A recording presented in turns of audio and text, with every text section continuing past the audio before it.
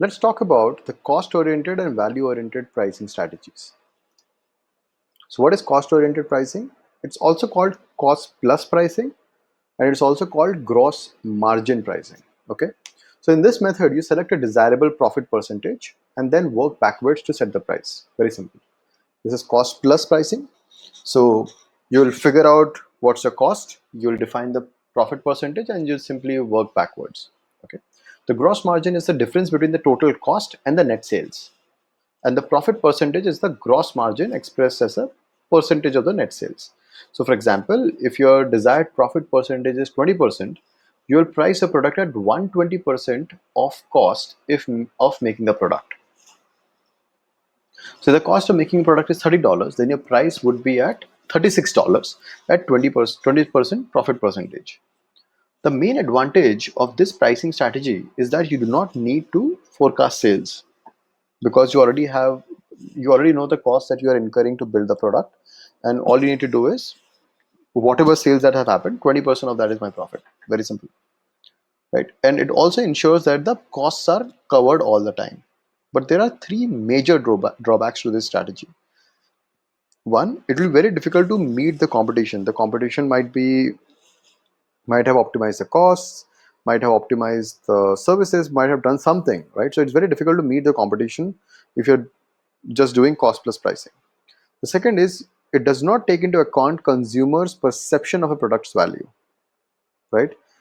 So consumer might be valuing it too high or too low and doesn't take that into account at all.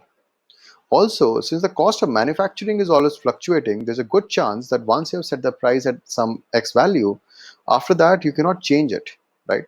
So the price of the product you will ideally not like to vary, but you might have to vary, right? So this becomes very unsustainable in the long run. The second approach is a little more sophisticated approach to cost plus pricing is break-even analysis.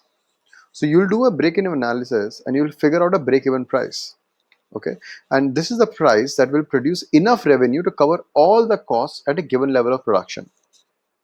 Okay, so break-even price is simply the variable cost plus the fixed cost over the production volume, right? So for example, the cost of raw material is, let's say, $5 per unit. This is the variable cost, right? Because the raw material pricing can vary. The cost of renting the equipment to manufacture the product is about $50,000. Let's say that is a fixed price. And say we are producing 10,000 units. Then the break-even price is $10, right? This strategy will work really well when the product or service is undifferentiated in the market. It's a commodity, right? And the pricing is less volatile because it's kind of a commodity, so everybody expects you to produce it at a certain price. You can sell it only at that certain price. And the total cost considered here is made up of two components. It has a fixed cost as well, which is a constant over the short run. For example, the rent of a warehouse for a year is going to remain the same. So you're going to update the price only after a year. You're not going to make the changes immediately every couple of weeks. And the variable cost. And this will keep changing because the cost of raw material will keep changing, right? But at a certain volume, if you, for example, if you're ordering from your dealer and if you can convince him and if you can commit to a certain specific levels, you can get a consistent price for the raw material as well, right?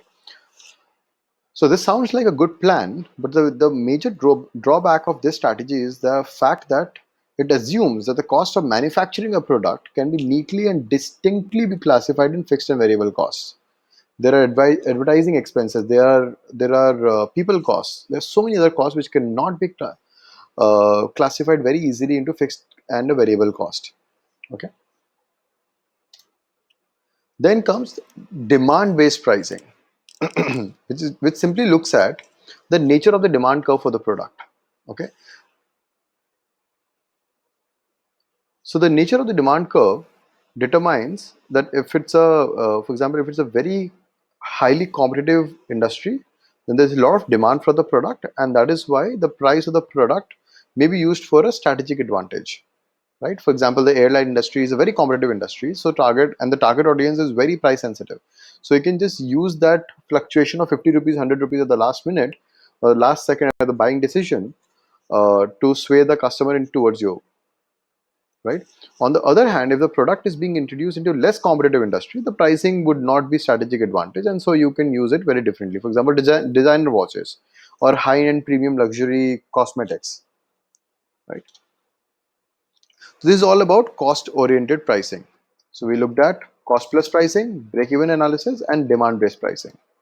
The next comes value-oriented pricing. Value-based pricing, you know, looks at the buyer as the perspective in focus in value-based pricing is the buyer and not the seller. In cost plus, the seller is on the central focus, right? So in this pricing perspective, you would typically like to see how high can the price of the product go and still be sold. Okay, and are you comfortable selling at that price? Do you have the machinery, do you have the people trained to sell at that price? The higher the value, there's a good chance that it's going to impact the volumes. So will you still be able to produce the product at decent volumes at decent cost at low volumes as you increase the price higher and higher and higher? Will you be able to justify the higher price with really high quality of the product as well, right? And so for this strategy to be successful, you need to understand the customer buying process, the cost of switching to your product, the buyer's price knowledge, how well does he is he getting influence about the price, as well as how well he is aware of the different prices available in the market. What are the price expectations? What are the competitors in the market, and what price they operate at? Right? When you are trying to establish a strong customer relationship, this value-based pricing might work really well. Okay, but don't get ahead of yourself. You need to experiment properly and then decide upon this value-based pricing.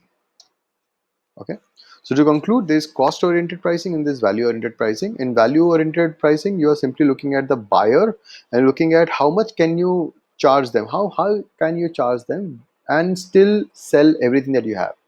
While the cost oriented pricing is more from the seller's perspective, and there you're looking at either demand based or break even or cost plus pricing.